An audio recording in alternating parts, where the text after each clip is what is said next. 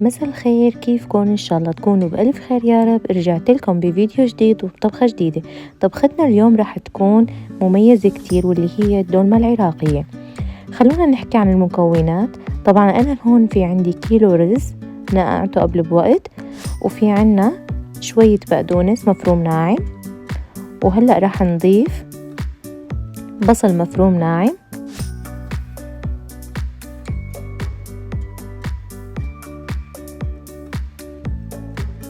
وهلأ كمان رح نضيف البندورة المفرومة، وأخيرا رح نضيف من لب الكوسة والباذنجان. طبعا أنا قطعته على قطع ناعمة.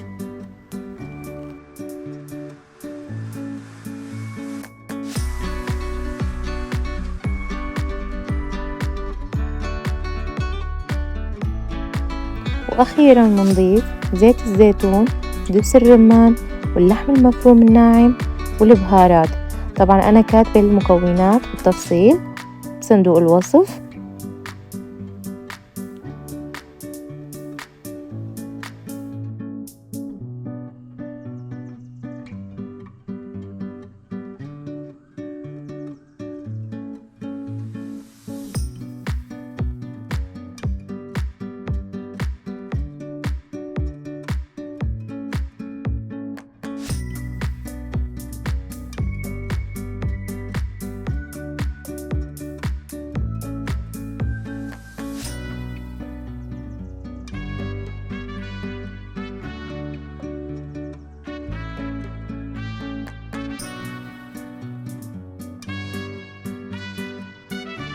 وبعد ما ننتهي من إضافة كامل المكونات نحركهم مظبوط لحتى نتأكد إنه البهارات وكل الأشياء اللي موجودة معنا انخلطت مظبوط مع بعض وتجانست.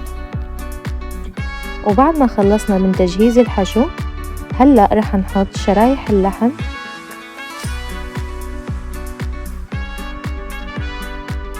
ومنضيف عليها حبات الفول الأخضر.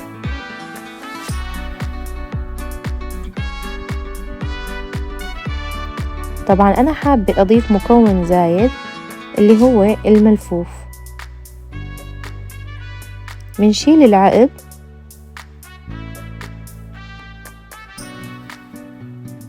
لحتى تسهل معانا لف الورقة، ونحط الحشوة حسب الرغبة. كمان في ناس بتحب الحشوة كتيرة، في ناس بتحب الحشوة قليلة، بس نحن بنحطها بطريقة يعني تكون متوسطة. بنلفها بهذا الشكل، وبعد ما ننتهي من لفة نقطع الجزء العلوي منها.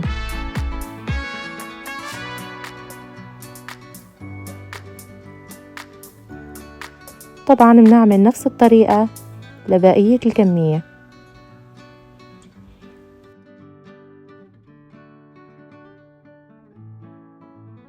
هلأ في ملاحظة صغيرة إنه أنا ما عم بستخدم الكفوف، لأنه لف الورق والحشو والحفر كتير صعب علي مع استخدام الكفوف.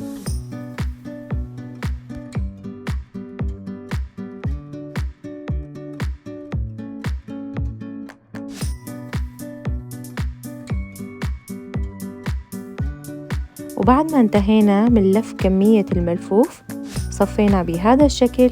هلأ رح نبلش بورق العنب. طبعا كمان بنلفه بنفس الطريقة بدون قطع الأجزاء العلوية. بيكون نحن سكرنا الطرفين العلوي والسفلي.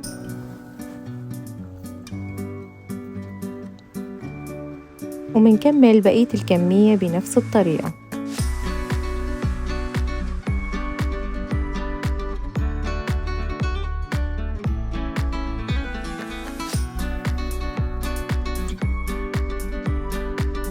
وهلأ بعد ما انتهينا من لف الورق العنب صفيناه بهذا الطريقة، هلأ رح نبلش بلف ورق السلق. طبعا أنا ورق السلق عاملت له سلقة خفيفة على نار هادية لحتى ينلف معانا بطريقة سهلة. كمان نفس طريقة الورق الملفوف منشيل منه العقب لحتى تلف معانا الورقة بسهولة، ومنحط كمية الرز ومنسكره من الطرفين.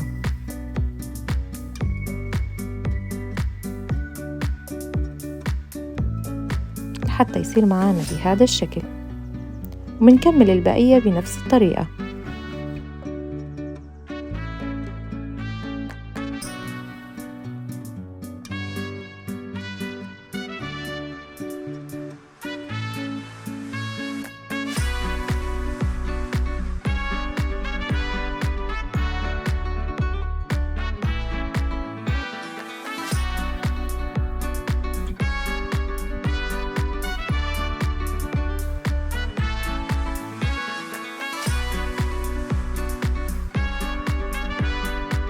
وهلأ بعد ما انتهينا من لف ورق السلق وصفيناه بهذا الشكل، أنا الطنجرة عندي ما بتكفي كمية كبيرة، فحبيت أعملهم على كذا طنجرة.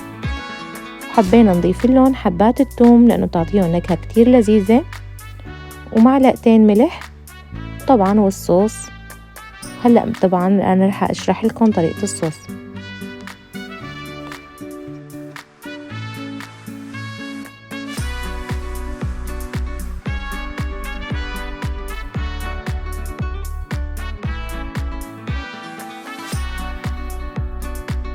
بالنسبة لطريقة الصوص، كل لتر مي بنحط لهم معلقتين دبس بندورة كبيرة، ومعلقة ملح كبيرة، ومعلقة صغيرة ملح ليمون، وبهار مشكل، وفلفل أسود، وثوم مهروس ناعم. طبعا المكون الأساسي هو الدبس الرمان.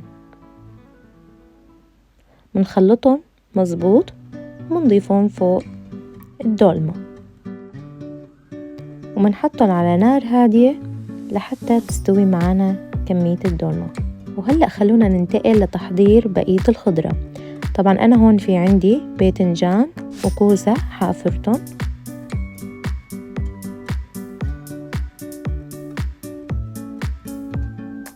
منضيف لإلهم الحشو تقريبا 3/4 الكوساية،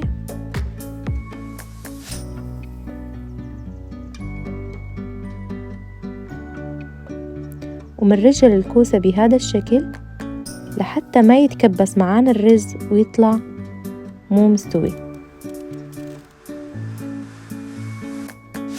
ومنكمل بقية الكمية بنفس الطريقة، ونفس الطريقة كمان نتبعها للباذنجان.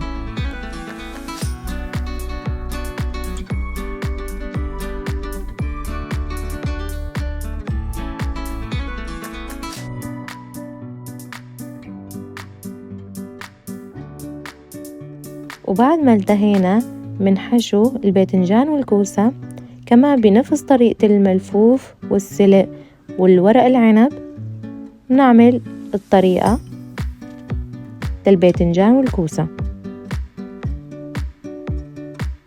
طبعا وأنا جهزت كمان البصل والبندورة والفليفلة وحشيتهم كمان. هلأ في ملاحظة إنه الدولمة ما بيكتروا لها الصوص، بس أنا رح أكتر لها شوي الصوص مشان تنغمر وتستوي معي مزبوط، ومنحب إنه يكون مرقتها شوي كتيرة. ومنحطهم على نار هادية لحتى تستوي معنا كامل الكمية. وهلأ هيك بتكون خلصت طبختنا، وهي هي النتيجة النهائية. بتمنى إنه تكون عجبتكم، وإن شاء الله تكون الطريقة الصحيحة مثل طريقة أهل العراق. وطبعا ما بننسى تحياتنا لأهل العراق. سلام.